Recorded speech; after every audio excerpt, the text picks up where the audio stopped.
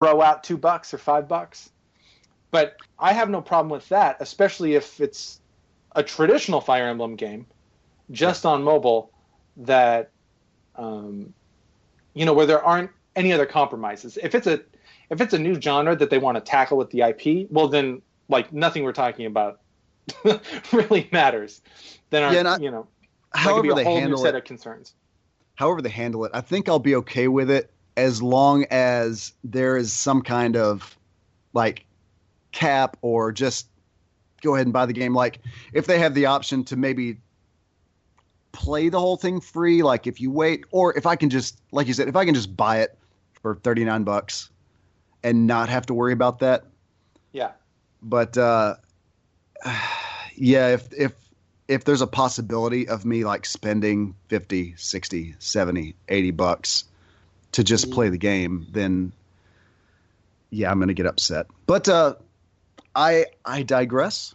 That is just my concern. But in the meantime, I have been playing, as you said, Terra Battle. New IP. It's from the new developer Mistwalker, which was founded by Hironobu Sakaguchi, which is the guy who kind of created the Final Fantasy series. Right. I had completely forgotten about this game because I saw some screenshots and I was like, oh, look, a cute little RPG mobile game. Sure. And because of the, I won't say drought we've been having recently with video games, but like there just hasn't been a lot that caught my interest. I decided to start playing some mobile games. So like first I jumped into Pokemon Shuffle, a little late in the game on that one. But I was having a lot of fun with that. Pokemon Shuffle's fun. It's Pokemon. Yeah, that's not bad. That's pretty good. It's addictive. Perfect game for mobile. I wish they would implement some more of the, Pokemon style gameplay. Like it's kind of there, but I wish they would make it a little more complex. But maybe that changes the game. Maybe that makes it a little bit less easier to pick up for people who aren't familiar with the Pokemon series. So like I've been having fun with that. But then I decided to try Terra Battle. I forgot where I saw it. Maybe I saw an advertisement for it in Twitter or something that reminded me of it. Man, I got to tell you, I am absolutely loving this game. This is why I woke up. What was it, like 1:30 this afternoon? Because I stayed up till 5 a.m. playing Terra Battle. And might I say, they seem to handle those little tiny purchases well in this game, because I am able to stay up playing that game for hours.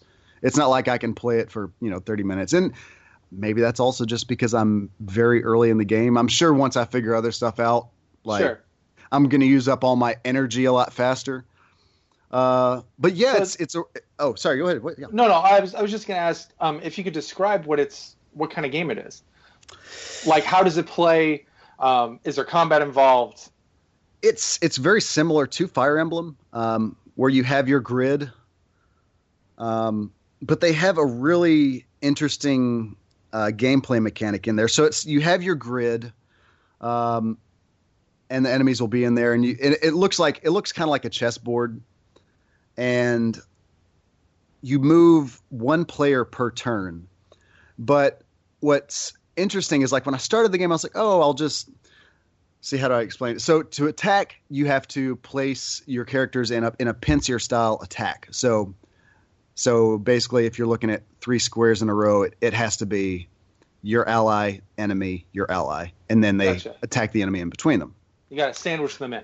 Right. So I was like starting off just like moving one character at a time, like moving it to a place and moving it to a place, and then the enemy attacks and move it to a place. But what I found out with the movement, which is really cool, which is what I really like about this game, is that when you move through another one of your units, that unit moves to the space that you were in before you touched them. That's kind of hard. That's kind of hard to explain over the phone. So, like, if you have 2 characters right next to each other, and I move one, the other character that I move through moves to the space that I was just in. And then you keep moving. Right, and then you keep moving. But what you can do is you can continue to move that character around. So, like, say there is a say there is a line of enemies, like 3 enemies, and I only have, you can only move one character at a time, but, oh man, this is really hard to explain. I can continue to move through another one of my characters until I strategically have moved them into an attack position, and then I can move my character into the other attack position. So if that kind of makes sense. Yeah, no, it does. So your character placement is just as important. So getting that like sandwich position around an enemy, that's just as important as how you move your character to get there. Exactly. And to add a little bit on top of that, you only have 4 seconds. Interesting. So this game, it's like chess, and you have the rock, paper, scissors mechanic, like Fire Emblem, like, your characters will have sword, spear, bow, magic. Okay. So you have, very similar idea, but it's strategic in the placement, but it also takes a lot of skill, to really get that movement down. 'Cause like you can like, I will try in one move, maybe there'll be 3 enemies out on 3 separate spots of the playing field. Okay. And I will try to use one move to move like 4 of my characters as fast as I can into a strategic place, and then hopefully get my character back into the position I need him or her or it to be in, to like maybe try and attack 3 enemies at once. But like, if you're too slow, or if while you're moving you get caught on something, like, you might totally screw yourself, which has happened. Like, I had this huge plan, like I'm going to move like all these characters in 4 seconds, and then I totally screw everything up. I don't get in any attack positions. The enemy just starts obliterating me. So it's really, really cool. I love that mechanic. I love that style. It's very interesting. I haven't played any game that has tried something like this. So you have that mechanic. So you kind of have the Fire Emblem stuff. You have this new mechanic, and it's also kind of like Pokemon, or okay. A lot of the other collector games where, so like last night, what I was trying to do with all my free time, I went back to the old boss battles to try and get the boss to drop. So you defeat it, and then you have a chance of an enemy dropping. It could be like one of the base enemies, or it could be the boss. Okay.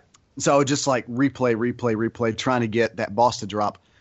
And eventually, like, I got some cool bosses to drop for me. So now I've added them to my team.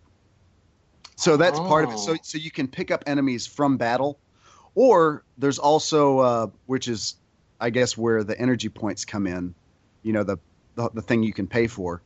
You can go to a tavern and use your energy points to pick up new companions. Okay. So like all kind of different ways to pick up new characters. So I love that. I love that because that's what I love about Pokemon and Persona. Like, you gotta catch them all. Like, that's like such a perfect phrase you can use for all these games. But collecting them and like trying to go back and get the characters to drop that you want, like, that's really addictive. So that's cool. And then, it's got deep RPG mechanics where each one of your characters can be upgraded. They can learn new jobs. You can add weapons. You can add, I think they're called companions. Basically, little sidekick monsters can be added to them. So all kind of leveling and customization can be done to each character. So it's got a lot of elements from a lot of different genres, and it's kind of like all the things that I love. So it's really, really cool game. I love it. I've been having a fantastic time with it. Story, the story is what it is for a mobile game. Sure. It's kind of text based. Like, before every stage that you play it, you'll get a little bit of text. Okay. And it's fine. It keeps me kind of interested in the story. Like, I want to see where it goes. It's not, it's nothing groundbreaking. But you're more interested by the collectathon nature of it than you are. Yeah. The story, like, that's neither here nor there. But But all the gameplay mechanics, everything they're really doing with the game is just fascinating. So Terra Battle, it's free to play. It is free to play. Where does the monetization come in? Like, is that part of the team building? Is it like? Yeah, it seems like it's mostly team building. So like you have energy points every time you like go to one of the challenge levels, or they have like, you know, the weekly or monthly special events, or just your regular levels. Every time you do one of those things, it costs energy. Okay. And energy replenishes over time. Or, you know, if you run out of energy completely, you can go buy more energy. So there's that. I haven't run into that issue though, just from what I've been playing so far. Okay, that's good. I think I only ran out of energy once, and you know, I stopped playing for a while, and that was fine. I think the best way to use energy though, and I've got a lot to learn, and I probably need to check out a few pages on the game, but my brain just totally shut off on me. Oh, energy, yes. So I think the best way to use energy is by collecting companions, going to the tavern and trying to get new people to join you. Because like right now they're running, and I guess it's an event. I'm still a little confused on some of this stuff, but it's like you can pick up like SS class characters a lot more easily now. So that spending your energy on characters seems to be more important than, you know, wasting it on trying to hurry through more levels. Right. So yeah, you can spend it on energy points. That's the main thing. No, that's really cool. I haven't checked out the game yet, but I'm kind of vaguely familiar with it. And it definitely seems like, from what I've seen and from what you're describing, it definitely seems like it's a mobile game worth playing. If you're more serious about games. Mm-hmm. It's not not quite like the Flappy Bird. Oh God, Flappy Bird. Classic. God, I feel bad even saying the name. I don't even want to like bring that game up. I feel bad giving it any attention at all. But there is a big difference between these kind of clear money grab titles. Yeah. And something like, you know, like Final Fantasy Record Keepers or Hearthstone or Terra Battle, where like there is some love put into this game and you have a genuinely good game despite the controversial monetization practices. Yeah. And so, you know, I guess we'll always have that. I guess we'll always have companies that do it right and then the companies that don't. But as far as this game goes, like I've really enjoyed it. I have not had any issues with money. I do not. I hate being the guy to say I don't plan on spending any money. Because like I do. Okay, so this is going to get into a whole nother conversation. Like I love supporting developers. Yeah. There have been so many indie games or just AAA games that I'll buy. I've got, you know, my stack of shame that I haven't touched. So like I'll just buy games to support the dev, but then I feel so weird spending money on a free-to-play game. So then, I'm just totally making myself feel guilty right now. One of my friends, we had a conversation a month or so ago, and he was talking about how he got really hooked on, I believe it's Asphalt, on Apple TV, because now the newest model. Oh, the racing game, right? Yeah, the racing game. The newest model of Apple TV supports games. And he's an old gamer, kind of, you know, he doesn't have a console anymore, but whenever the opportunity arises, he has no problem, you know, hopping back in. And Asphalt was like the right game at the right time. He had just got an Apple TV for Christmas, and he got one of the controllers that's compatible with it. So he hopped in, and that's another free-to-play game, except there is definitely this point where you've maxed out as far as you can go in terms of how you upgrade your cars. I've never played it, so I'm speaking from a place of ignorance. So I don't know how the upgrade process works or anything like that. I don't know if tracks or courses are behind paywalls or if it's just cars and cosmetics or whatever it is. Yeah. But we had this conversation that you just mentioned where it's like, well, but what's the difference? he could drop 50, 60 bucks on whatever upgrade it was to open up the rest of the game and allow him to